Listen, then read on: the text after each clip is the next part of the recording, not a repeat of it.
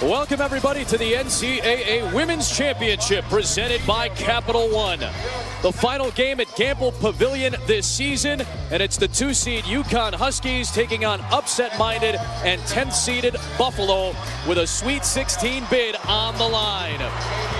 This is what the Albany region looks like. Louisville already has advanced. A big performance by Asia Durr and the Cardinals today. 2 more games to determine the Albany region tomorrow.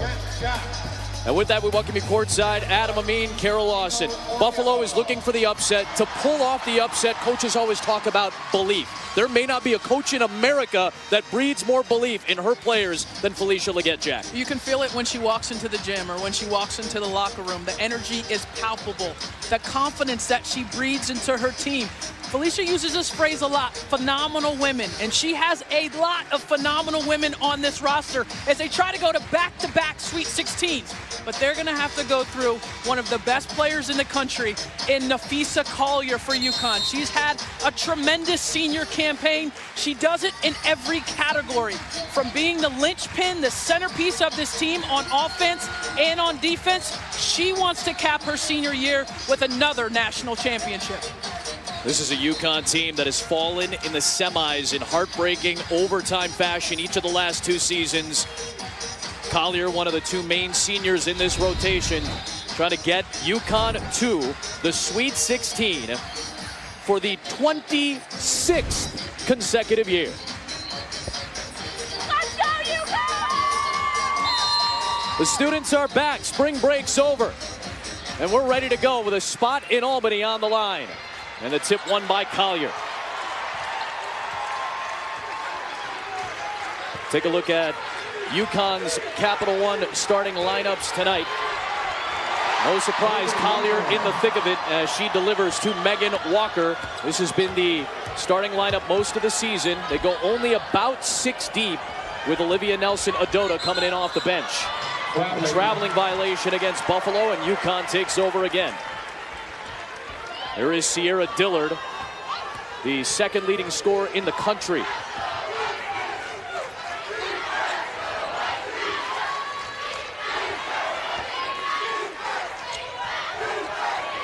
Buffalo in their patented matchup zone. UConn's done a great job on both possessions, getting the ball to the middle of the floor with their best player, Napheesa Collier, with a nice dump down pass to Megan Walker, and there she takes a jumper. There's the Buffalo starting 5. Hannah Hall was coming off the bench for the last 7 games of the regular season, inserted back in the starting lineup since the MAC tournament. Out of bounds, it will stay with UConn. Felicia Leggett-Jack firing up her team before the game. I just say every possession, let's just go take it. Let's go take it. Let's go burn it. Let's go let them know that we are not going to bend down to anybody that tells us that our dreams can't be accomplished, because yours just did. I've witnessed it. We've witnessed it. It's just our time.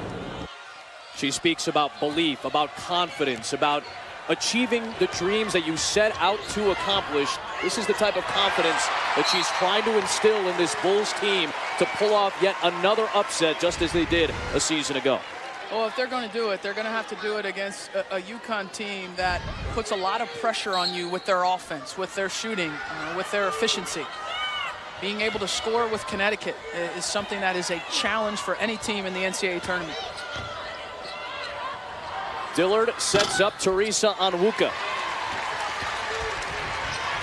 UConn in transition, and the freshman Kristen Williams navigating to the rim. You see the 3/4 court pressure, just to take some time off.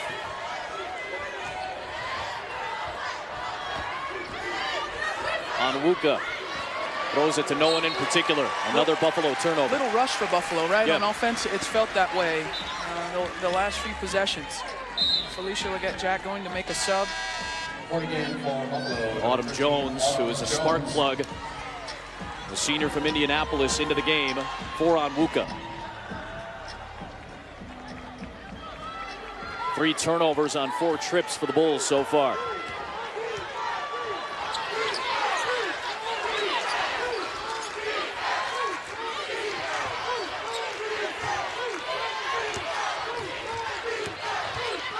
Samuelson. Katie Lou Samuelson in her second game back after missing 4 games with a back injury. Another turnover by Buffalo. That's 4. Collier running the floor. Counted and a foul.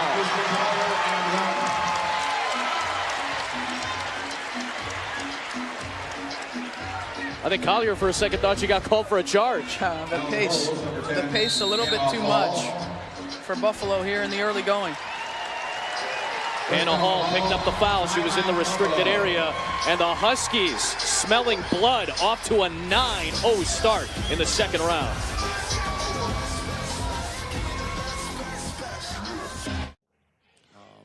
Well, I saw a security down there, and he had weapons and everything. And I asked him the question, is it illegal to kidnap players here in Connecticut? And he looked me right in my eye, and he said, yes. I said, crap, there goes that scouting report. If they're the best team ever. They're so awesome. How to get her a 2 seed. I can't stand some of those people in the committee, whoever they are. They are 1. They're supposed to be here. We're supposed to be somewhere else. Well, if she wanted to kidnap players, there's 4 different Huskies that have scored their 4 different field goals, so she'd have to go with 4 of them. It's going to have to be a group kidnapping of some sort. Yes. UConn has assisted on every basket so far. That's the worst thing that's happened for UConn so far, the Collier free throw miss. 9-0 start for the Huskies. Well, that gives you a sense of the personality that Felicia Leggett-Jack has brought to this Buffalo program. Over the 7 seasons she's been the coach. A couple of good looks for Dillard. Another offensive rebound for Hemphill. This time it's Jones for 3. And UConn on the run again. Samuelson fouled and 1. What a start.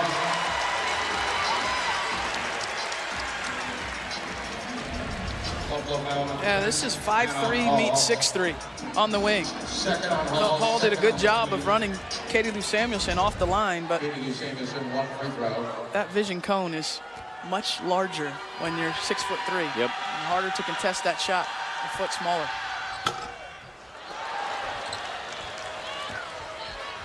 And Samuelson missed 4 games with that back injury against Houston in early March. Looked sharp for the most part in her 22 minutes on Friday in the first round. Hemphill lost it. Another Buffalo turnover, their 5th. What a pass by Dangerfield to Collier. This is beautiful basketball from UConn. Turnover number 6. Williams to Samuelson in traffic. Walker pops it. Collier the rebound and the stick back.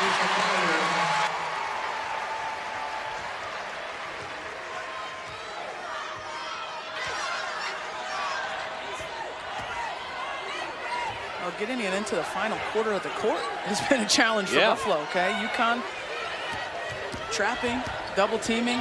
The receivers have to show themselves. Jones does a good job of it there. You can't sit back and wait. You see now, someone shows themselves as a receiver. You have numbers on the backside. Anytime they're trapping you on the front, you have numbers on the backside. You got to be courageous and aggressive enough to get to them. They get the turnover. Hemphill off target.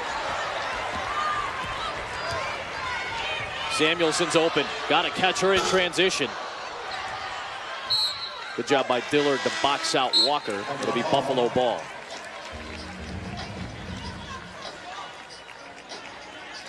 Everybody offensively needs to be on high alert when there's a trapping. When there's trapping going on. Right. You don't just say, okay, well, she's getting trapped and I'm just going to stand over here and hide. It's not hide and seek. It's not good if they can't find you. Right. Buffalo brings a good 3-point shooter on in Courtney Wilkins, a senior from Melbourne, Australia.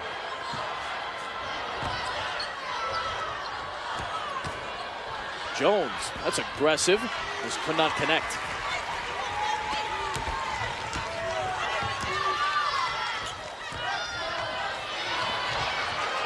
Onwuka, Walker, and Hemphill on the deck. It'll be a jump ball that gives it to Buffalo on the arrow. One of the storylines tonight is Katie Lou Samuelson and Nafisa Collier playing their final home games, where they have rocked a 93-game home court win streak, the second longest in NCAA history behind UConn. But 4-5 all-time in scoring at UConn, the highest scoring duo in Connecticut history. And another Buffalo turnover, their 7th, gives it back to the Huskies.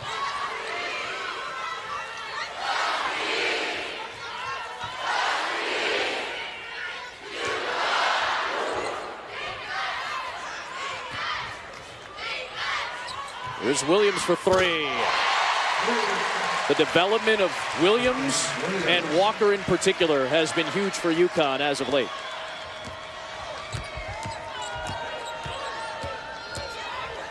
They are hassling Sierra Dillard, who does a good job of finding Onwuka. Missed the layup. Jones is there for the putback. You see on the backside, not only do you get a layup, but you also have the numbers in the offensive rebound category. Jones flying in unmarked. I like the decision by UConn because it's getting the ball out of Dillard's hands early, not allowing her to beat you. Williams again with a 3. She's 6 for 10 this weekend from three-point range in her NCAA tournament debut. Hemphill's jumper rims out.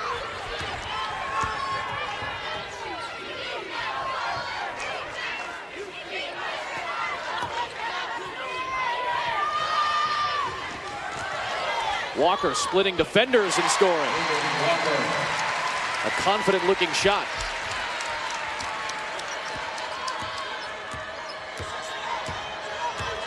A 10 for 14 start. 71% for UConn. We started hot on Friday, too. Jones draws the bump. A foul called on the freshman Williams.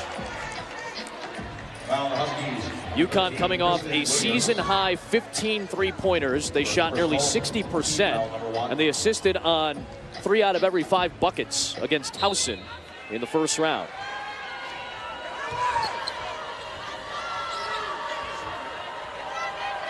Dillard for 3.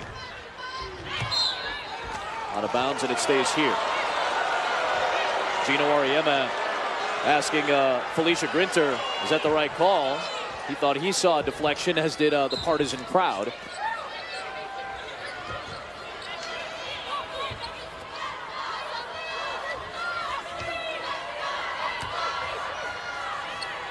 Sierra Dillard, second leading scorer in the country this year behind Iowa's Megan Gustafson, hasn't really been able to get a shot off.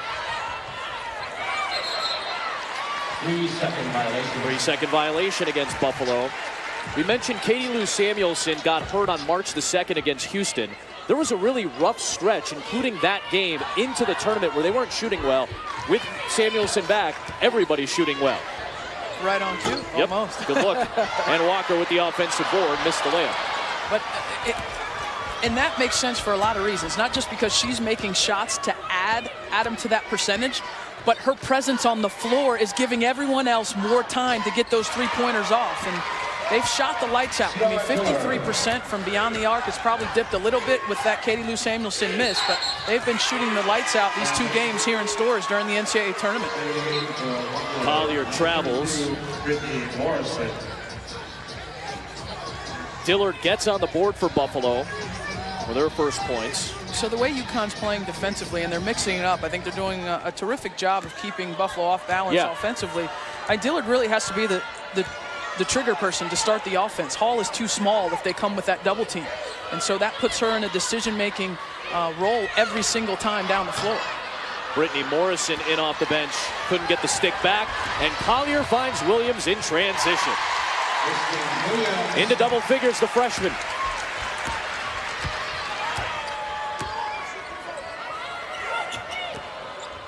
Jones on the drive. Samuelson grimacing a little bit as she went into the air for the rebound.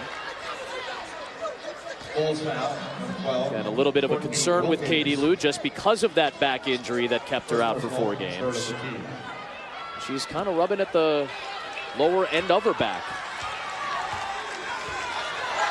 You said it the other night, it's the contact, the physicality that you have to get used to again after an injury, and that's seemingly what Samuelson is in right now. Well, I think when people talk about being out for an extended period of time, you think about, you know, your lung capacity, right? Yeah, because sure. you haven't been running up and down. No matter what workouts you do, there's nothing like game preparation, but it's also being hit while you're running, okay? That makes it much more difficult. We got a little blood right now for Summer Hemphill. Bleeding from the nose, and the athletic trainer, Megan Lassie, will patch her up.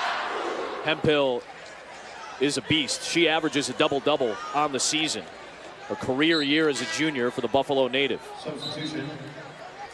30, Marissa Hamilton. So Marissa Hamilton, who did not play in the first round, the sophomore from Great Valley, New York, will have to check in as Hemphill gets patched up.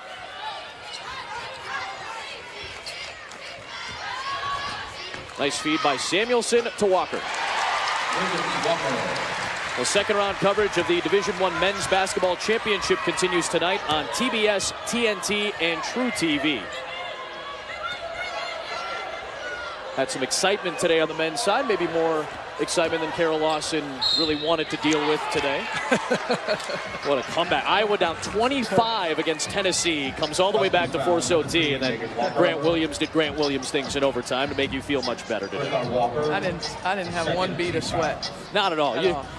Not one. You're like Jordan Bowe's brother today. To? You're like, knew it the whole time. Knew it the whole time. The foul on Walker sends Autumn Jones to the free throw strike.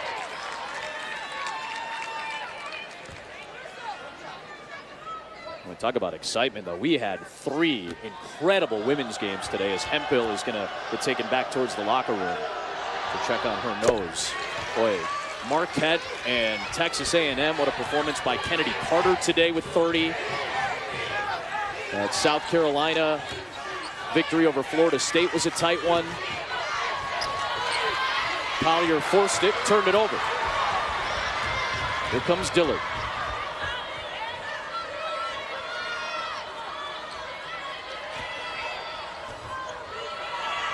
Jones thought about it and knocks it down. A nice spark off the bench from the senior. She's been the most fearless player on Buffalo's roster on the offensive end. Unafraid to take it into the teeth of the defense and unafraid to knock it down from the outside.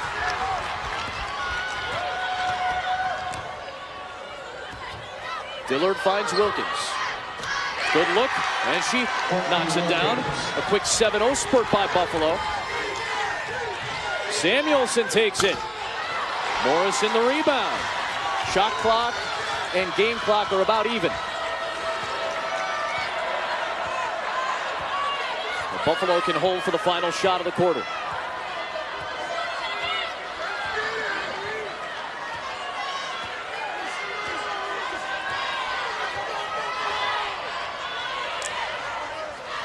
Jones has a great look. Knew it was short from the start. Flipped it up. Morris in the offensive rebound and draws a foul on Collier. How about the play of Autumn Jones to help spark this team back into the game? Misses her shot. You know, the first person that usually knows it's a miss is the shooter. Yeah. So attacks the offensive board with reckless abandon. And then Buffalo gets an opportunity now to have a little bit of momentum, have some confidence now going into the quarter break. They're using the glass to their advantage. 8 offensive rebounds for the Bulls during a good chunk of this stretch as Morrison hits the first. The largest lead for UConn was 21 in this quarter. They led 15-0 out of the gate. So a nice spurt from Buffalo in the last 6 minutes. Dangerfield. 9-0 run to close out the opening quarter for the Bulls, but UConn in control, up a dozen after 1 in stores.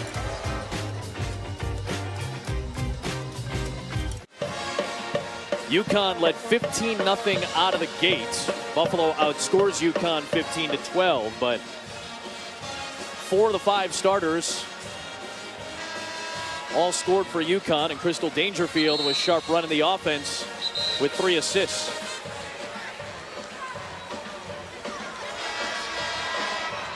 Autumn Jones gave Buffalo the spark to help them get back in it.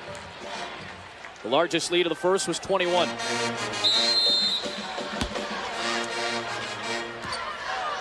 9 straight by Buffalo to end the opening quarter. Starting up the second here at Gamble Pavilion. Albany region, second round coverage of the NCAA Women's Championship. Nafisa Collier draws a foul. Adam Amin, Carol Lawson, our great crew here at Gamble for the final game played in this building this season. Winner of this game goes to Albany in the Times Union Center for the Sweet 16. UConn trying to make it 26 straight trips to the Sweet 16. Buffalo out of the Mid-American Conference trying to go back-to-back. And the men's NIT is in its second round. TCU getting set to take on Nebraska tonight at 9:30 Eastern on ESPNU and the ESPN app. Visit NCAA.com, the home for all 90 NCAA championships. Foul called off the miss. This is going to go against Buffalo again. That one on Wilkins.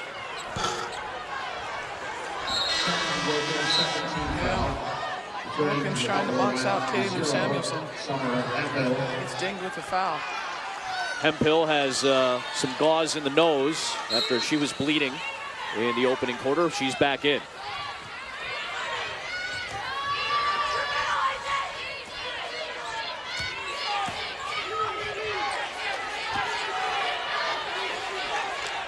We were talking about this during the break. Buffalo has to extend their zone a little further than they would maybe against some other teams, and that opens things up for players like Collier inside. Absolutely.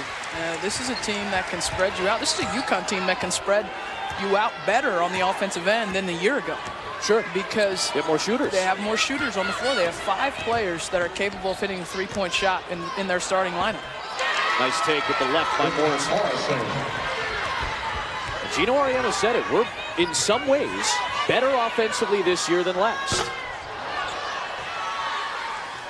Would you love to have Gabby Williams and Kia Nurse? Sure, especially at the defensive end, but they're a little more wide open offensively this year. A little bit more wide open. I think that's a good way to describe it, Adam, but they're not anywhere near the defensive team without those two on the floor. That's something that Gino has made very clear. Good transition. Collier draws a little bump and puts it in.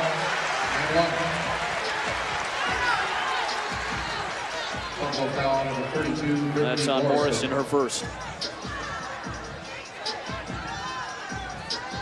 And look at the numbers for Collier already. Wow. And this is what she does. I mean, this is who she's been her whole career.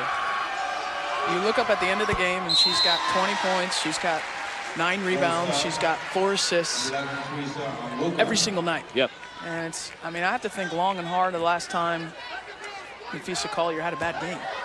And when I say had a bad game, that doesn't mean she didn't shoot it well, because that's not what is a part of the entire composition of a game in terms of defense, in terms of communication, in terms of leadership. I can't remember the last time she had a bad game. Collier, a 3rd-team All-American last year. I would bank on it that she's 1st team this year. Certainly a candidate for National Player of the Year awards. And again, not spectacular in terms of the flash, but a ton of substance in Collier's game. Good ball movement as Walker finds Samuelson, and a foul on Hemphill. Her first. So this action's been really good for UConn. Yeah. You say getting the ball in the middle of the floor. What does that do? Well, what that does is it sucks the middle of the zone, the back middle of the zone up. And in doing that, it creates this window behind the zone that UConn's been able to exploit time and time again. It's 11 assists on 14 field goals.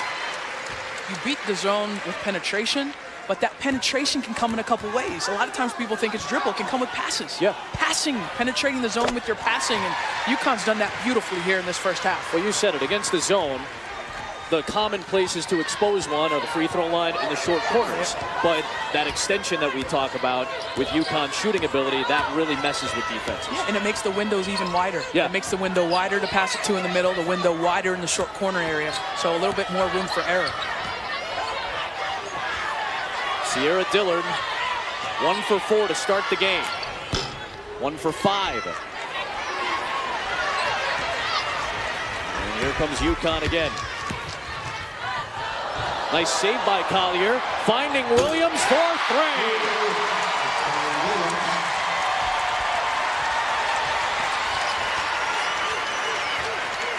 UConn ties its largest lead at 21, answering with an 8-0 run.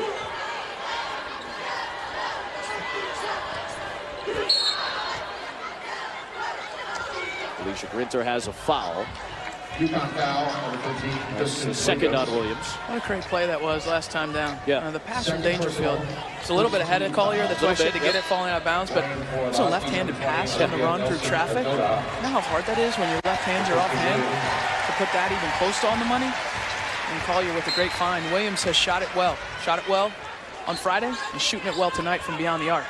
And it took about 12 and a half minutes of game time before UConn finally subs, which has been a more and more common theme as the season has gone on.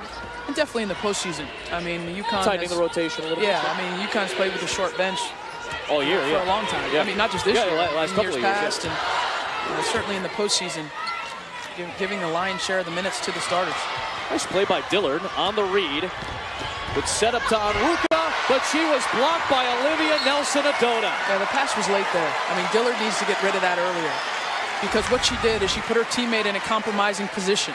Two on one, and that defender commits and shades to your side of the floor. That ball's got to be out of your hand. She allowed the help with the pass being late to come back and get a hand on the shot. Hamilton steps into a three. Samuelson can't snare it. Dillard does. So Samuelson knocks it away. Walker was gunning for it, but she was last to touch.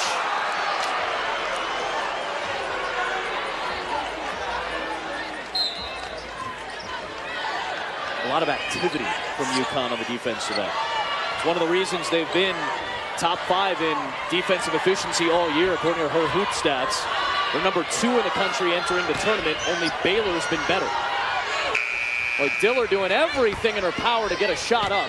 Morrison, another offensive rebound. She's denied. Collier gets tied up. Buffalo keeps it on the possession arrow. Oh, I love Morrison's energy and physicality on the offensive glass. When you're shooting 21% from the field, through this point in the game, you can't rely on your offense. You have to create extra offense. And that's what Morrison's done, and a nice drive. And every time Buffalo's aggressive, they're aggressive. They get a quality shot at the basket. They haven't made all of them, but that's the mindset that they have to play in offensively, is they have to attack. That time Onwuka drew the Dangerfield foul.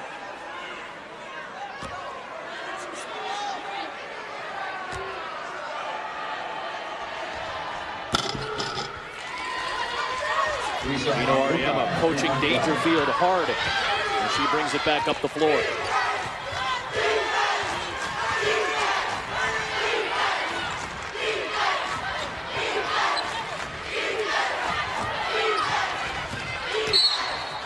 Morrison bumped Dangerfield. It is bonus time for UConn as Morrison picks up her second. 32, Brittany Morrison. With 2 shots coming for the Murfreesboro, Tennessee native. He's shooting 93% from the free throw line entering the tournament. 2 free throws. Coming off her 3rd 20-point game this year. And that's her first point of the game.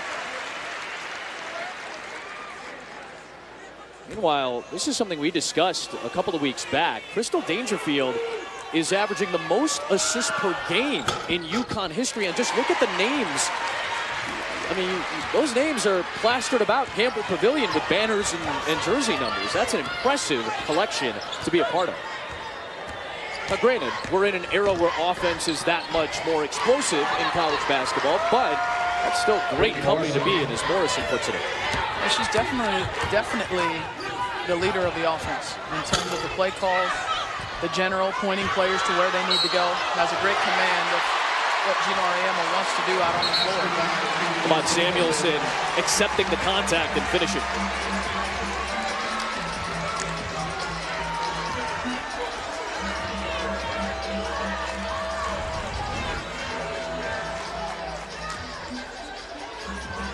Again, some of the physicality that you talked about, Samuelson getting used to again, doing a good job there. That's 3 on Morrison now. And Morrison got teed up here after this. Oh, you see her gesturing at Mark Resch, and there was a technical foul. So Samuelson's bucket counts. She's going to get a technical foul shot and the and one. So that's 4 fouls now, counting the T for Brittany Morrison. And she's been such an energy spark off the bench, especially on the glass. Yeah, she has been.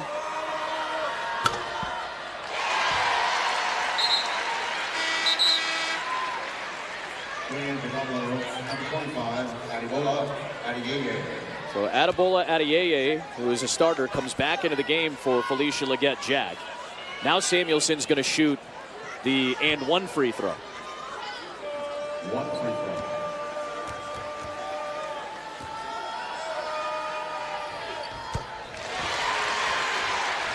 And that is now UConn's largest lead at 23. That's a 5-point swing at that end of the floor. Can Dillard get going for Buffalo? Give him a little bit of life. A frustrating start for one of the best players on the floor tonight. UConn foul number 3. Walker picks up her second foul on the rebound action. It's been Buffalo's best offense. Second on Right? Walker. The glass, yep. Missing the shot and then getting the offensive rebound. 13 offensive rebounds, 7 second chance points. Obviously, you'd like to cash in a little bit more with that many offensive boards.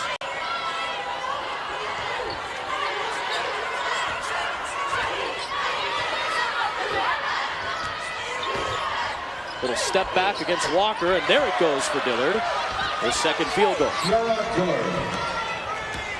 25 a game this year to pace most of the country, other than some girl named Megan Gustafson, who had another dynamite performance for Iowa today in their victory to get to the Sweet 16. Oh, Dangerfield got poked by Dillard, and that'll be a foul. Number 24. Dillard made sure to check on Dangerfield. We'll step aside here. Dillard. As they'll check on Dangerfield during the timeout.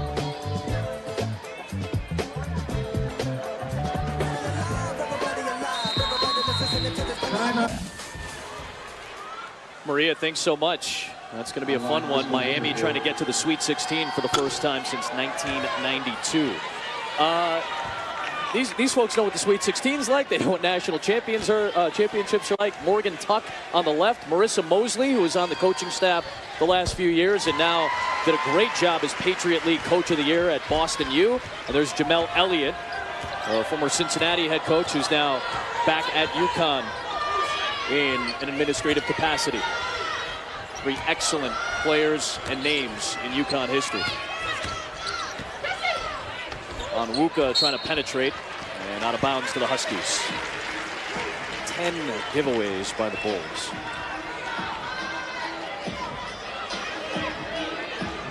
That was an issue against Rutgers. They had 23 turnovers on Friday. It's been the offensive story here at Gamble thus far.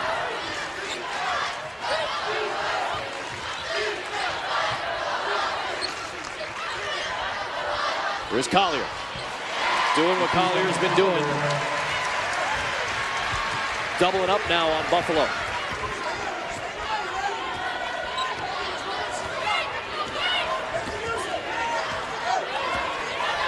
We heard the studio talk about how tough it's been for Sierra Dillard so far in this game. Hemphill. Offensive rebound for Adeyeye. Blocked by Nelson Adoda. Onwuka follows it in. Why has it been so tough on Dillard, do you think? And what has UConn done well against her? Oh, I think at the beginning they've taken the ball out of her hands. The other thing that they've been able to do is they can switch different defenders. Right. They don't have to play the ball screen where they put themselves at a disadvantage. They can switch and put some length on her. And I think they've played her tendencies well. Okay, Dillard's not a blow-by type of player. She doesn't have the burst to break you down like that. What she loves to do is step back, 3. What she loves to do is catch you undisciplined with your hands down, and she's going to pull. And I think they've done a nice disciplined job of not letting her get to her favorite looks. Foul against Collier, her second. Foul on the Huskies, number 24, Visa Collier. UConn, 19 Final Fours overall. They've gone to a Division I record, 11 straight. They're trying to make it to Tampa this season. Final Four begins on Friday, April the 5th at 7 Eastern on ESPN2. The championship game on ESPN at 6 Eastern on Sunday, April 2nd. All 3 games available as well on the ESPN app. Autumn Jones is leading the way right now for Buffalo. Yep, 2 possessions in a row, attacking the guard that's the bottom of the 1-3-1. First time it works with Collier, Nelson Adota, and this is the bunny. There's a step back from Dillard. Yep. Adept at that, to say the least. I liked how you described her on Friday. She's obviously got a lot of substance to her game, but she does everything with a little bit of style, a little flair. Makes it difficult for you to defend.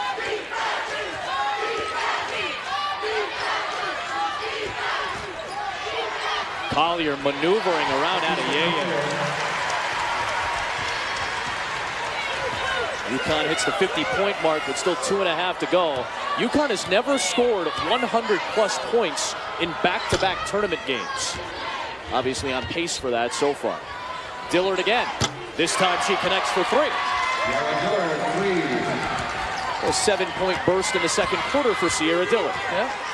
Caught UConn with their guard down a couple times, right? They switched to a zone. Didn't get the offensive foul on Nelson Adota. 2 physical posting up Autumn Jones, but UConn let their guard down a little bit top of the key when they switched back into their zone. Dillard got a free look, and then on the offensive rebound, it's a good time to get a free look from beyond the arc. Well, I think Sierra Dillard describes to the hand down, man down thing, right? As soon as she sees a hand down, she's willing to shoot it right away. Absolutely. She doesn't get that very often in games. I was going to say. Jones, followed up by Onwuka again.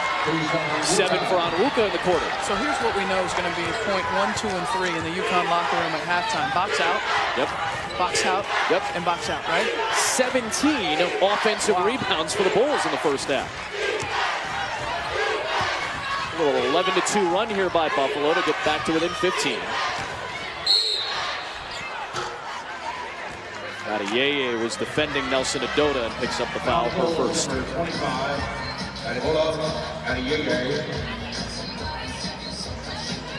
Dangerfield again, right back to Gino Hariema.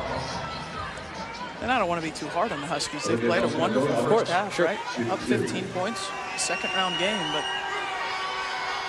one of the areas, if you look at them from a big picture standpoint, as we look at teams that are contenders for the national championship, UConn certainly is one. One of the weaknesses potentially is the glass and giving up offensive rebounds, especially to a team with terrific size. Now, Buffalo's not a team with terrific size, and they are owning the offensive glass with the aforementioned 17. This time, Katie Lou Samuelson hitting the offensive glass. Adeyeye picks up her second foul. I thought this was an interesting quote from Gino the other day after their win against Towson. The difference in this year is that we know even if we play our best game, we can lose. We don't have enough pieces, which is okay, because then the goal becomes, let's see how close we can come to playing a great game. We can take our chances, and the other team still has to play great, and there's no guarantee of that. A little bit of perspective in the big picture about teams from the past compared to teams this year. Well, and one thing that I've always enjoyed in interacting with Gino with you is that he's honest about his team. Yeah. Okay. When you talk to him about his team, he doesn't try and talk up a certain player. He says, this is where we're strong, this is where we're weak, this is, you know, where we could potentially be exposed. And he's been forthcoming about that this season, about this version of the Huskies. Samuelson's open for 3. Grabbed by Dillard. Final minute of the first half. Dillard ran into the traffic, so backs it out.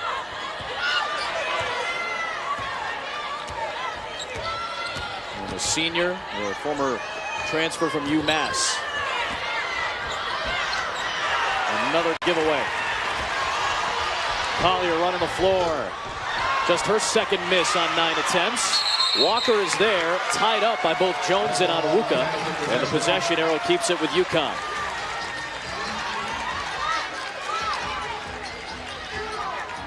UConn can hold for one now with just about 1 second differential. Yep.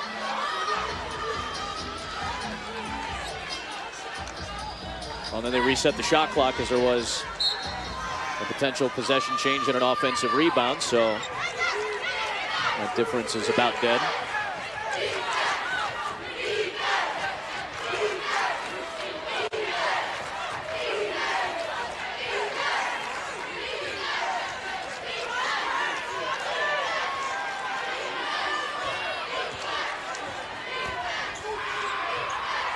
Dangerfield got stuck and turned it over. A bucket will be big for Buffalo.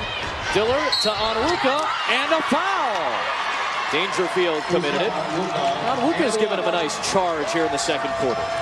Yeah, nice back-to-back possessions here by Buffalo. Before Dangerfield started the offense, Buffalo switched to 5, which is their man-to-man, okay? And they switched that screen, forced a turnover. There's the 2-on-1 fast break. There's the on-time pass from Dillard, right? Yeah, and now you reap the benefits and you get yourself into a 15-point deficit. So a 13-4 Buffalo run to close the opening half. They trailed by as many as 24. Nafisa Collier with solid work as per usual. 52-37. Let's go to halftime with Maria Taylor. Welcome back to the NCAA Women's Championship presented by Capital One.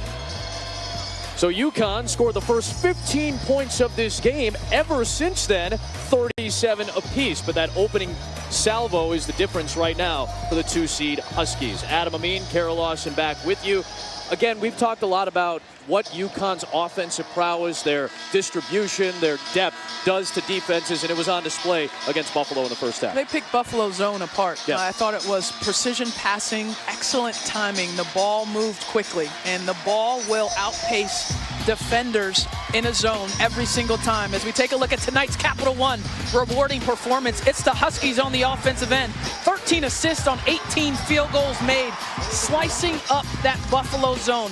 Quick passes, timely cuts, some dribble penetration from Katie Lou Samuelson, and a nice finish on the back end. I thought Nafisa Collier was great in the middle of that zone, didn't stop moving, took advantage of the matchup on that possession, and that, to me, is the reason for the Huskies' 15-point lead, how efficient they were offensively. That's a 72% assist rate for UConn. For the season, they're at 64%, so even better than usual. This was a trend on Friday, and it was a trend in the first half for Buffalo. They have closed out 5 of the 6 quarters they've played in the tournament pretty well, and that's allowed them to hang around, eventually get a win on Friday against Rutgers. You're right. I thought it was key in terms of a momentum shift in their first-round win against Rutgers. Closed the second quarter with a 3-point shot. Closed the third quarter with a 3-point shot. Now their starts need to be better if they want to battle their way back into this.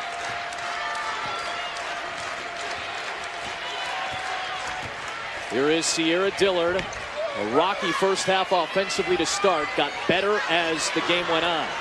3 chances for the Bulls, but Onwuka denied by the bottom of the rim.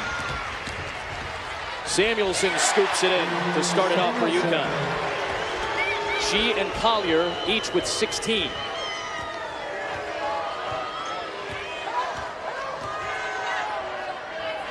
Hall for 3, well short. Adeyeye on the glass. That was a big factor for Buffalo in the first half. Great pass. Samuelson all the way down court for Williams. So, you know, 2 possessions and Buffalo misses 2 point-blank shots or 3 point-blank shots at the rim. And then UConn is able to make 2 layups. Just like that, a 19-point deficit. We talked about it. Play just over a minute. The starts have to be a little bit better to these quarters. Onwuka misses the long 2.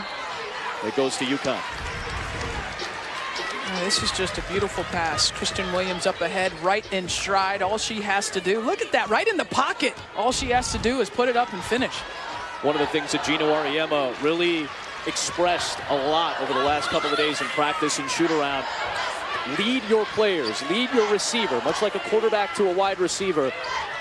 Send the ball where your teammate is going to be. Williams missed the 3. Second opportunity for Collier will send her to the line on an Adeyeye foul. her third. Alan Bowles, 25. Adibola Adieye. Third personal. I mean, in traffic, didn't really have to do a whole lot. Was in perfect position. Yeah. Adieye picking up the third foul. Morrison on the bench. With four. Remember, this substitution for Buffalo, I thought, made a world of difference in the first half when Autumn Jones came into the game. Yep. Buffalo started to turn the ball over early. UConn went on that run, and I thought Jones came in and gave Felicia Leggett-Jack some really good minutes at the wing position. Collier crashing the glass. Samuelson kept it alive for her. Traveling, though, on Nafisa here. Collier with 17 points on 9 shots, 9 rebounds, 6 assists. Another typical line. Added a block and a steal as well. Closing in on the great Tina Charles on the UConn all-time scoring list.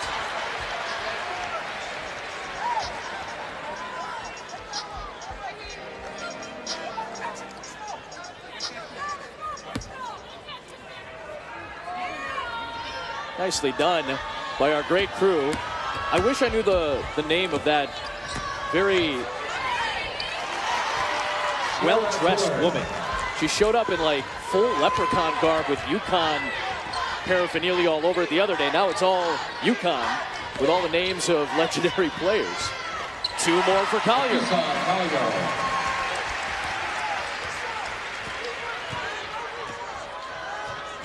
Dillard, by the way, the only Bull in double figures after her layup. She's got 11 to lead the way for a 20-point game.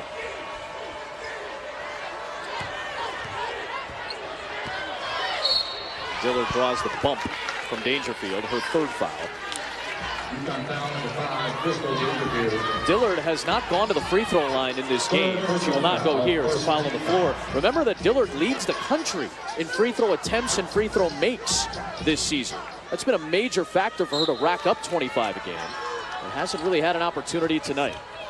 So with Dangerfield picking up her 3rd foul, they switch Katie Lou onto Dillard on the out of bounds. They went to a switch with Collier, and that's it. Remember I talked about she waits until you become an undisciplined defender. Right. You relax, you rest, you put your hands down. And when you do that, she will shoot the ball. She's got terrific range.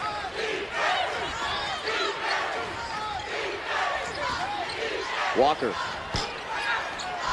Another rebound for Samuelson. Jones poked it away.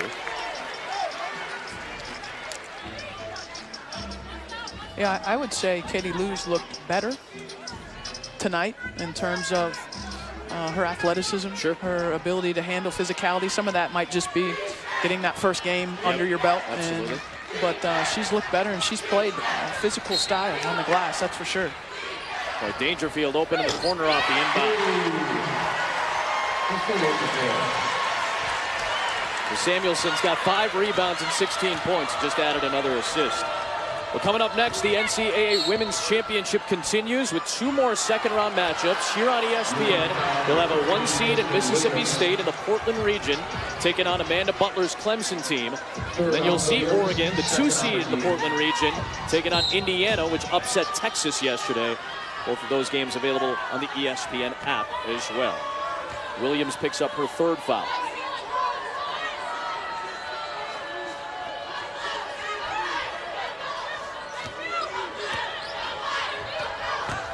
Hemphill around Collier, just a little bit short.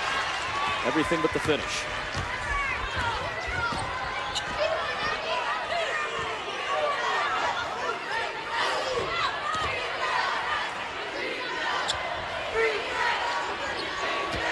So Hemphill jumped in the air, and that allowed Samuelson to get free over the top to Buffalo. I'm never going to turn down a Katie Lou Samuelson jumper, but I thought she had Nafisa Collier posted up right in the middle of the lane. Right? Yeah, I thought she was going to throw that. I mean, that might be the only thing more money than a Katie Lou Samuelson jumper is a Nafisa Collier shot in the paint. Yeah, when you're shooting over 60% for the season and you're top 8 in the country, that's a pretty good efficiency rate. That's what you want to get with Collier. Here is Dillard. Just forced it up and got it to go. Throws her hands up looking for the foul. I agree with her. I thought there was some contact on the drive.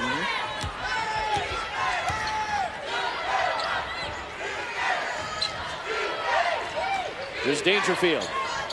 Online and on target. Her second three of the quarter. That one banged off the iron from midcourt. Looking for Hemphill. Dangerfield behind the back to Walker, and it rims out. Another rebound for Samuelson, ripping it away. Dangerfield for three. In and out. And it's rebounded by Hemphill. Nice step through by Jones, but missed the layup.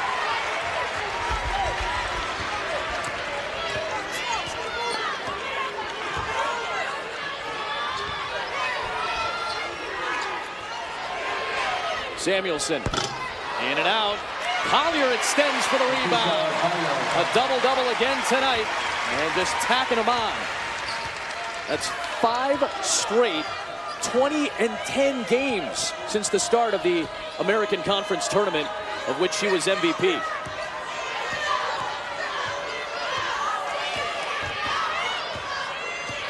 Sophomore Hannah Hall running the point for Buffalo. Jones is open.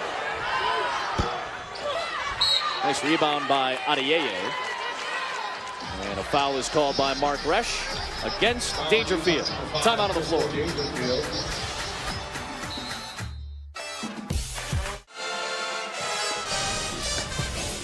Another incredible all-around performance for the senior, Napheesa Collier, in her last game at Gamble Pavilion. 21 points, 12 rebounds, 7 assists. Those are incredible numbers at the end of the game in the final box score. We've still got 4 minutes left in the third quarter. There has not been a triple-double in the NCAA tournament for UConn in 5 years. Kalina Mosqueda-Lewis had the last one for the Huskies. Those 7 assists for Collier ties her season high. Her career high is 9. And like you said, we still have 14 minutes to play. Nice pass by Dillard to Hemphill. You saw the look away. Freezing that back line to make them think you were going to pass a different direction, and found Hemphill for the easy layup. Walker for three. The long arms of Nelson Adota got the offensive board. And a foul on the action. See who this one goes against. Number 24, Sierra Dillard. So that's the second on Dillard. By the way, Dangerfield is off the floor. She did pick up her 4th foul before the break. So she is on the bench right now, having played 26 minutes. That's critical, and the reason I say that, maybe not in this game, okay, but UConn does not want to spend too much time in the postseason moving forward with Crystal Dangerfield on the bench. Absolutely. And she's going to have to be smarter. And some of those plays that are potential 50-50s, just don't go for it. You're more valuable to your team when you're on the court. 2 more for Collier with a big-to-big pass. Shout out Rebecca Lobo in the studio. Nice pass again by Dillard to Hemphill, and Nelson Adota picks up the foul. And the foul. Number 20, Olivia Nelson Adota. Dillard's starting to get it going a little bit. And remember, they started with pressure, trapping, getting the basketball out of her hand. They haven't done that much here in the second half, and she's kind of cut them up a bit.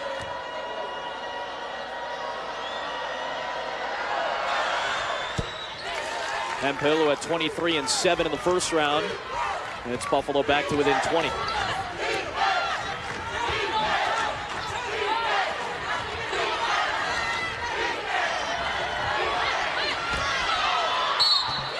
Big to big the other way. This time Collier finds Nelson Adota for an and-one opportunity. Wilkins on the foul, her 3rd. 12, Courtney Wilkins. First points for Olivia Nelson Adota here in the second round. Olivia Nelson Adota. 1 foul shot. Well, her length in this specific matchup gives them an advantage. Yep. Right? There's nobody on the Buffalo roster that can contend with that length. That length and potentially other matchups down the road is going to be Very important. Yes. It's going to be necessary for UConn. Wilkins off target. Walker's got the rebound. It's a luxury in this matchup. Walker will draw the foul.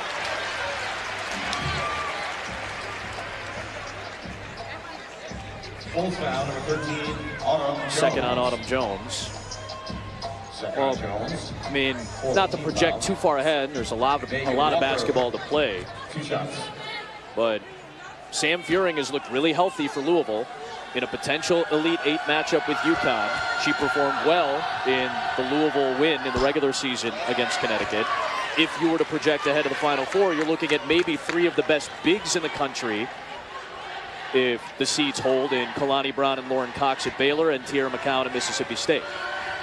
Yeah, I mean, there are a lot of talented bigs. Let's not forget Notre Dame and their front line. Jessica Shepard up front, Brianna Turner. Yeah, a lot. Good size, powerful size. That is a strength of many of the championship contenders in the country, is their interior presence. Dillard, nice clutch move. He grabs the rebound. Draws the foul on Samuelson.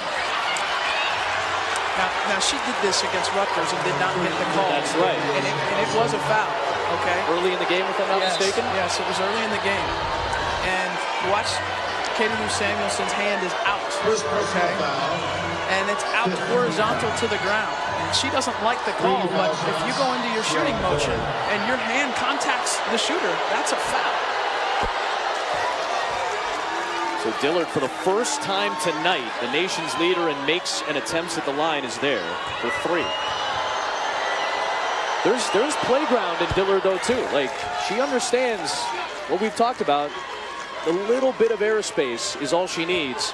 And if you enter that airspace, there's a chance you're going to foul her. That's why she's been to the line so many times this season. Over 220 times at the free throw line this year. Walker. Nelson Adota with another rebound.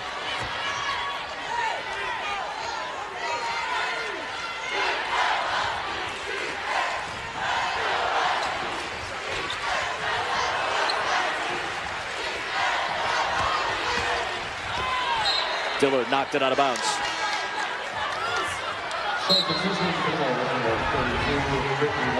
Get a better look at it here. Yep, that's a foul. Right, I mean, it's not even close. It's a foul. Now, I mean, I get it if you don't like that you got God, right? But that's a foul, yeah, exactly. right? Do you have a tendency, or do you think players have a tendency, like, you see it all the time, men's, women's, high school, college, NBA, everybody thinks their hands are up, right? Every defender wants to believe that their hands are constantly straight up in the air. And I don't think a lot of young players recognize that they're leaning a little bit. Their arms are going down. It's a hard thing to do. Run around for 25 minutes and try to keep your arms above your shoulders. It's a hard thing to do. I just don't think a lot of players realize that it's happening to them.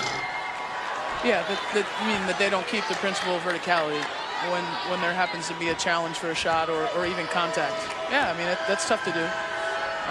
I don't think Katie Lou Samuelson thought her hands were straight up. I just think she didn't think that was a foul by her reaction. Yeah, I see what you're saying. Hamilton, the runner. And there's that length of Nelson Adota that you talked about. 100 seconds for the third. UConn still up by 21 points. And that 15-0 start to this game is still most of the difference. Buffalo has played relatively even ever since those first 4 minutes. A little discombobulated without Dangerfield out on the court. Yeah, UConn trying to run their offense, right? A little disjointed. Well, Williams running into traffic. Jump ball keeps it here with 3 on the shot clock. There have only been 4 disqualifications all year against UConn. They've come from Nelson Adota 3 times and 1 from Williams. Other than that, nobody's fouled out. UConn commits the fewest fouls per game in the country. Walker beats the buzzer, can't connect.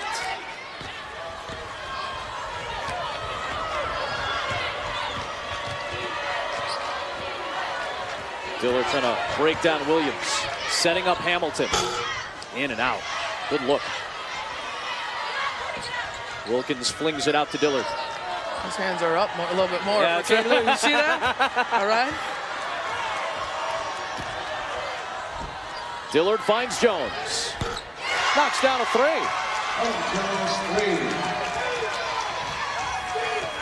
First second of the game. Fourth for Buffalo. Tough shot, Williams. Collier had it stripped, and here comes Jones. Finds Dillard. And they'll hold for the final shot. And a smart play. Nice recovery from UConn in transition defense, and then smart by Dillard to hold for one. We talked about the closer quarters for Buffalo. Let's see if they can have another shot to end it.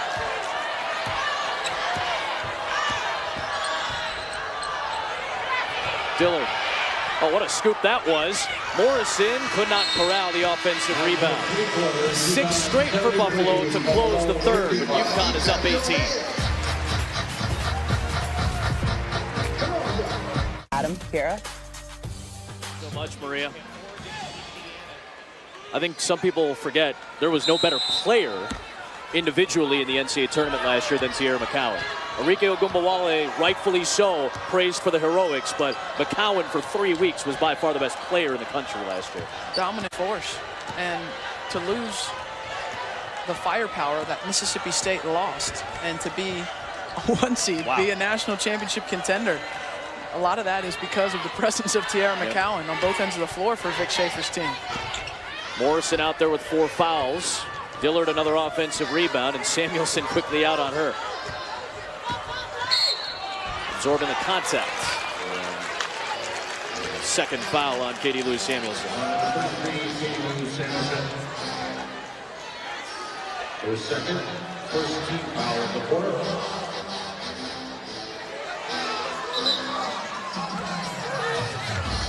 They're going to call that on the floor. Yeah, Sierra Dillard was asking Kualani Spurlock, wasn't that in the act of shooting? She determined no.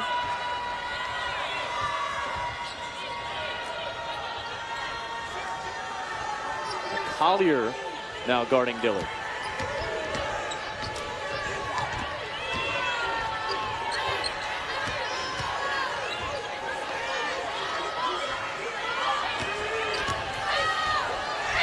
Tough take by Dillard, and this time she'll go to the free throw line.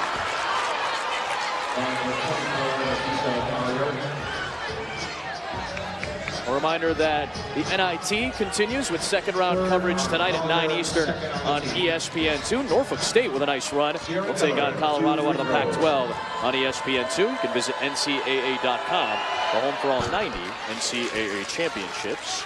Collier picks up her 3rd foul. Dangerfield is out there with 4 fouls for UConn.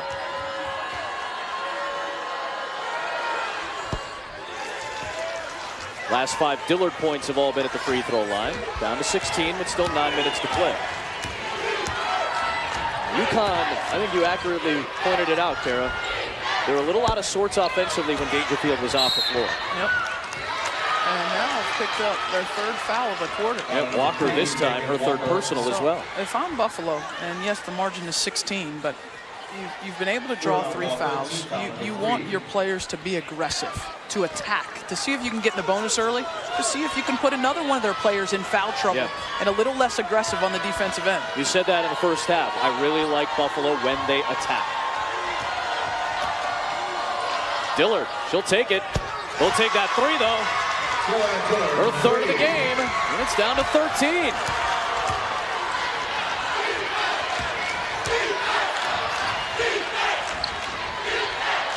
Collier out to Williams. Dillard the rebound.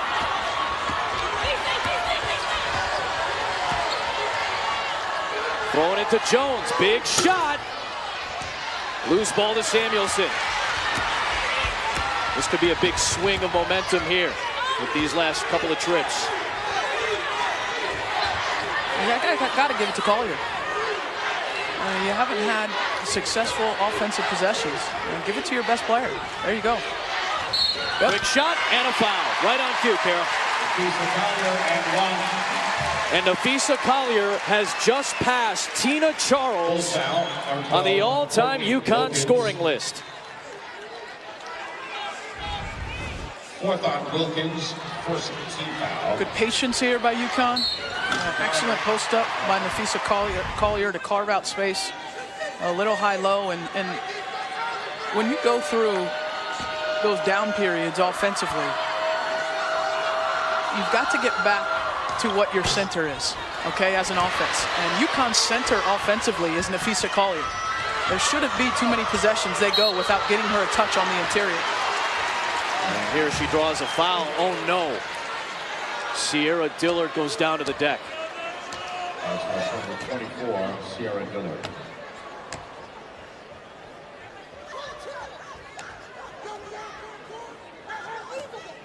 Megan Lassie, the athletic trainer, immediately out to check on Dillard, as is Felicia Leggett-Jack.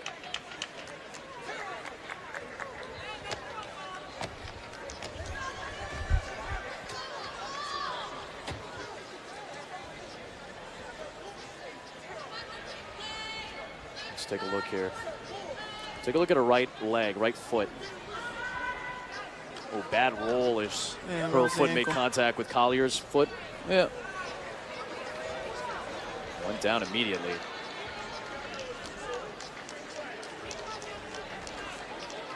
Sierra Dillard's been one of the best stories in college basketball ever since coming over to Buffalo from UMass. One of the great scorers in the country, one of the great personalities in the country.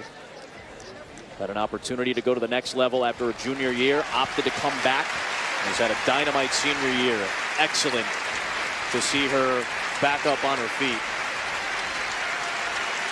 You would hate if this is the end of Dillard's college career, but rightfully so, a great ovation.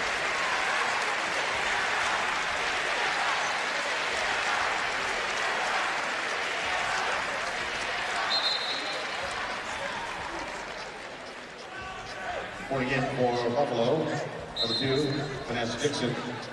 So the training staff will check up on Dillard, one of the most prolific offensive players in the country. It's unfortunate. Buffalo had gotten into a little bit of a groove to close the third quarter, cut the lead to 13. Playing well, and Sierra Dillard had gotten into a little groove individually. Nice steal, nice hands by Summer Hemphill. Let's see if Buffalo can rally without their best player on the floor. Hemphill puts it in. Dillard taking that shoe off. We'll get 10-2.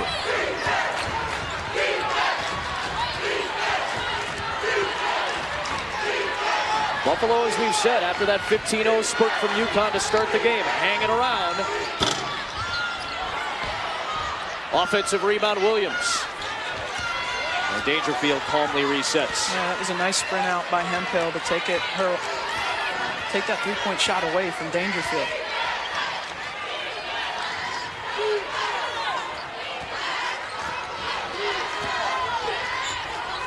One more outside. There it is. Good shot fake by Samuelson. Good recovery by Buffalo. Ooh, Dangerfield, jump ball. It'll stay here with 5 on the shot clock for UConn. A little late on the pass from Dangerfield to Samuelson. Yeah, if it's a second earlier, you feel like she's probably got an open look. Yeah, she shoots it. Let's credit Buffalo. Their zone's been tighter here in the second half. Not as many open looks. It felt like it was target practice for UConn in the first half with how open their looks were from beyond the arc. Dangerfield trying to slip through the defense. Another takeaway. Hemphill to Jones. Big basket for Buffalo to cut it to 11. What a response from Buffalo. Your best player taken out of the game. And a 4-0 run for the Bulls, forcing a timeout from the Huskies.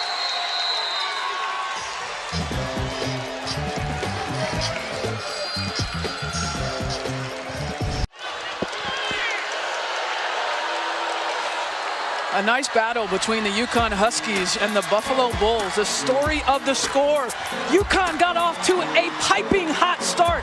Brilliant execution by the Huskies in the first half, led by their senior leader, Nafisa Collier, who's been so good on the interior.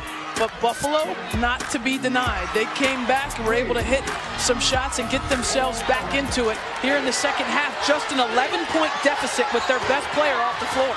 Sierra Dillard injured her ankle in this fourth quarter. She's still on the bench, and Buffalo has scored 4 straight since the injury.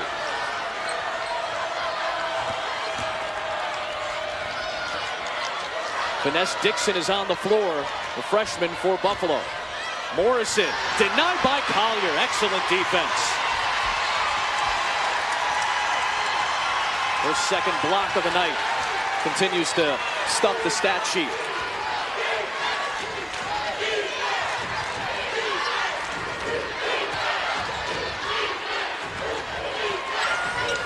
Extra pass Dangerfield to Williams, but a traveling violation on the freshman. And Buffalo with a chance to cut it to single digits. And here comes Sierra Dillard. These are the active streaks for UConn right now. 185 straight against unranked teams. 93 straight home wins is the second longest in NCAA history and school history. They've gone to the Sweet 16 25 straight years. First touch for Dillard since coming back. Misses the layup. That would have been huge. It would have cut it to 9.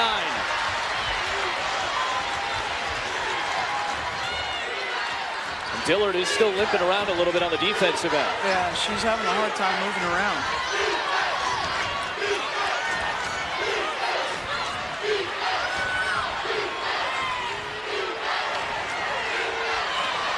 Oh, man, Dixon really picked it off, ended up contacting Williams. That's a nice thought by Dixon. Yeah. Just got there a split second too late. I mean, a looping pass across court. Not what you want to throw. And I'll be honest here, Adam. I would ISO Dillard, is what I do. Wouldn't you take advantage of her defensively? Yes, I would, in some form or fashion.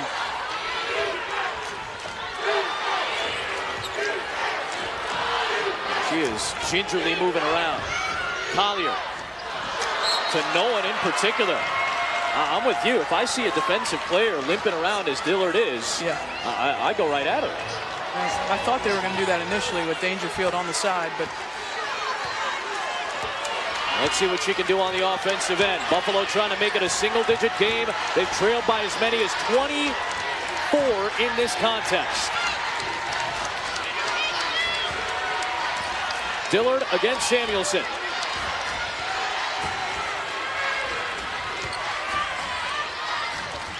Gets it back. Takes the 3. And rebounded by Collier. Her 14th of the night.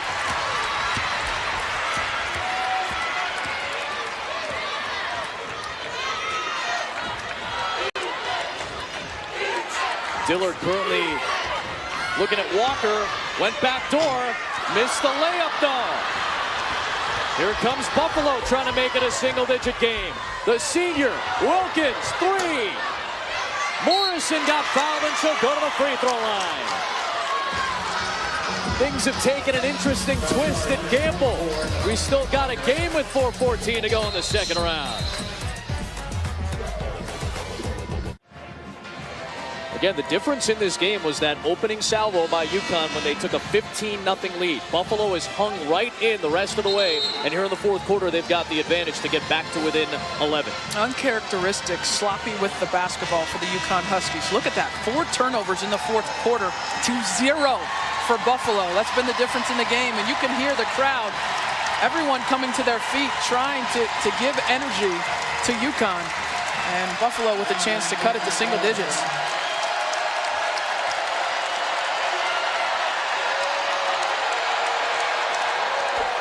Morrison cuts it to 10. The senior from North Ridgeville, Ohio, playing the 119th game of her career, trying to make it a single-digit game.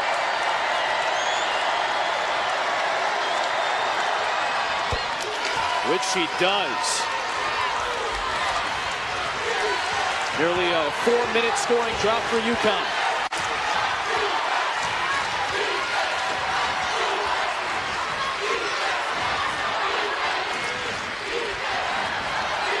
Here's Samuelson, got a look, around and out, rebound Morrison. Inside of 4 to play, and the Bulls are within 10. Dillard all the way, left it short. Offensive rebound, Hemphill, but she stepped on the baseline. That's the first Buffalo turnover of the fourth quarter, and in fact, that's only their second in this half.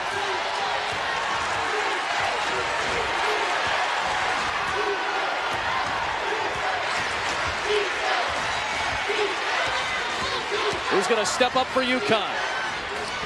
They were looking for Collier, and Morrison took it away. Long pass to Hemphill, out of her reach. Dillard and Hemphill have connected so many times on those full court passes. Dillard has a great arm, but could not get the touch on this one. Yeah, a little bit too long. They beat Western Michigan on that play in overtime earlier this year.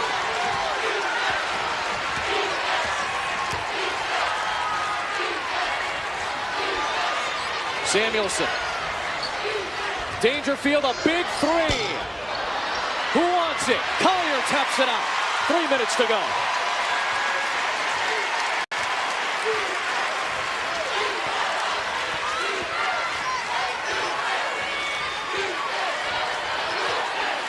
But a 5-minute scoring drought for UConn. That's not something we say very often. Dillard knocked it away. Williams keeps it. Dangerfield to Walker. Rolls off the rim, no good. And a foul called on the rebound action. Number 3, Megan Walker. That'll be a foul on Walker. It is a loose ball foul, and Buffalo is in the bonus. So 2 free throws coming for Brittany Morrison to try to cut further into this 9-point deficit. What a competitive spirit from Buffalo. Brittany Morrison, 2 free throws. Buffalo's been excellent at the foul line tonight.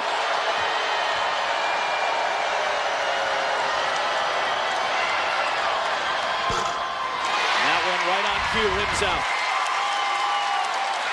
And just scrapping. And once again, how many layups has UConn missed in this second half? I mean, it's been multiple players. Splits the pair, and Felicia Leggett-Jack is going to call a timeout with 2:36 to go. It's been a fun, tight day all day in the second round. Maria Taylor has more. And they've been good ones. 75-67 here at Gamble Pavilion, final game of the season in this arena. UConn has struggled in the fourth quarter. Near 5.5-minute scoring drought, and the Bulls, who at one point trailed by 24 in the second quarter, have worked back to within 8. The resiliency has been impressive by Buffalo. I mean, Adam, covering UConn for the last decade and a half, I can't tell you how many teams, when they fall behind by 20 or they fall behind by 25, it's a wrap. Shut it down. It's an absolute wrap.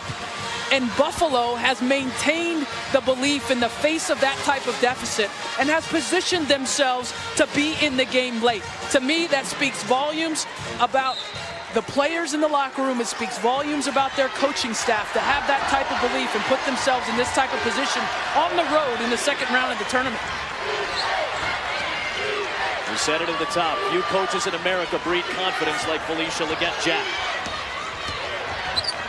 Here's Samuelson to Collier, who's been the all-star tonight, and when they need a bucket, they get it from the senior.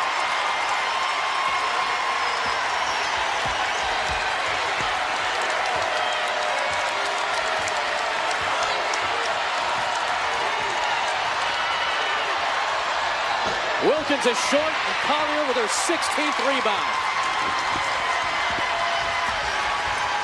Take your time if you're UConn. You've got the double-digit lead. The clock is on your side. Dangerfield, open for 3. What a rebound by Dillard, and a foul called on Samuelson. Gino Auriemma out of the coach's box. Well, he's yelling at Crystal Dangerfield. Why? Why are you taking the shot that early? In the shot clock. There was 16 on the shot clock when she took it. You don't have to. It's a double-digit lead. The clock is on your side. Even if you get a shot clock violation, what you've done is you're shrinking the game. Yeah. And it's a poor decision. That's why he was so animated. So now the clock stops with a chance at points. Number 13, Autumn Jones. This might be one of the more stressful seasons of Gino Auriemma's career. And they're 32-2. Yeah, exactly. How about that? Perspective, okay? Well, again, when you've dominated as much as UConn has, they throw perspective out the window sometimes. That's true. Touche. Back to an 8-point game. 95 seconds remain.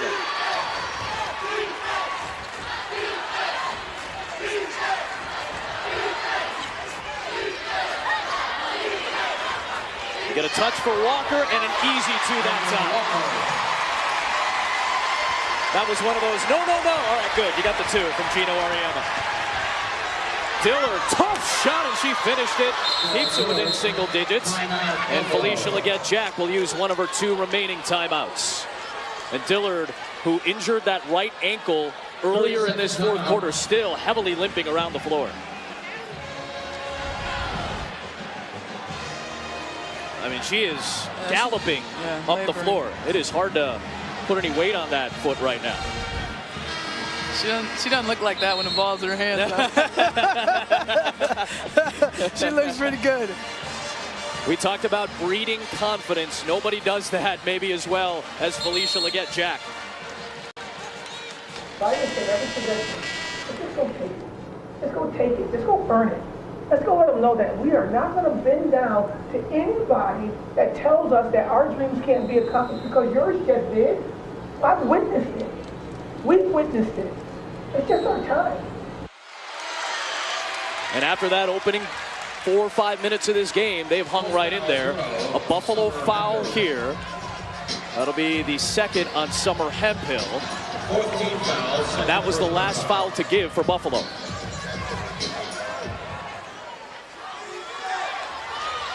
So this is about 11 minutes of game time ago. It was a 73-49 game. It's an 8-point game right now with a minute left. And Dillard will pick up this foul.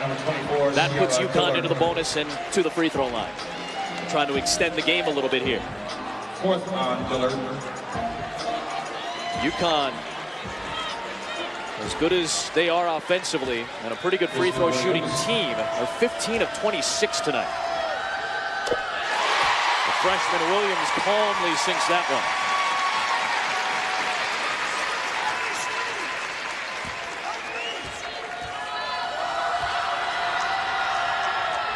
Gino Auriemma talking to his players back on defense. No threes, no 3-point shots. That's how teams mount comebacks. They trade 2s for 3s. Dillard wants to shoot, I would think, right here. She can. Step back 3. Morrison over the back against Samuelson. Morrison picks up her 5th, and she's done.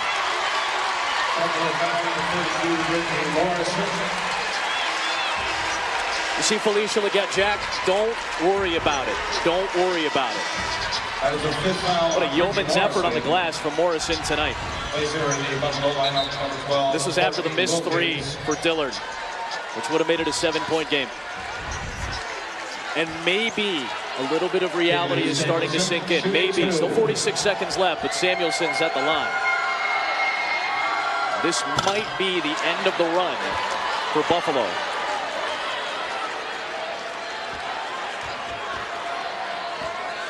What has been a spectacular 2-year stretch, really 4-year stretch of getting to the tournament 3 times, but in particular the last 2 seasons.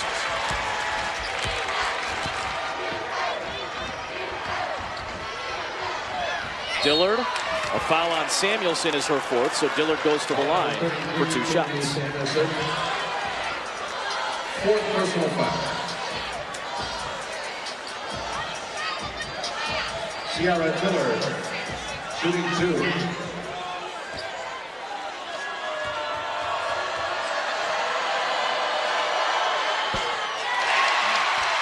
A rare miss at the line for Buffalo tonight.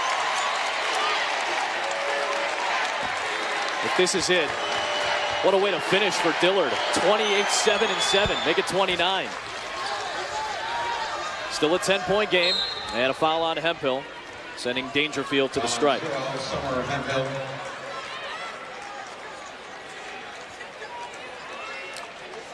Quick reminder that SportsCenter tonight, after Clemson and Mississippi State with Steve Levy and John Anderson, they'll look ahead to the Sweet 16.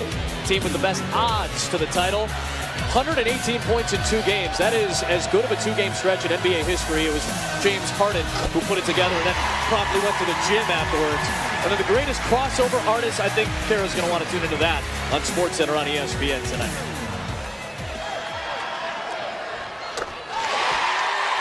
Two from the junior Dangerfield. 12-point game. The clock ran despite Buffalo not touching the ball, so they got to reset the clock.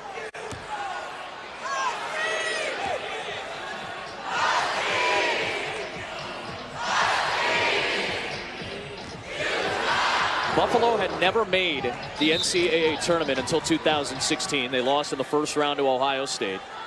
Last year, the magical run to the Sweet 16 before running into the then defending national champion South Carolina Gamecocks. And a win over a Big Ten school in Rutgers this year to make it to the second round. Collier adds to her spectacular night. Another block, her third of the game. Dangerfield slipping through the defense. The final 10 seconds.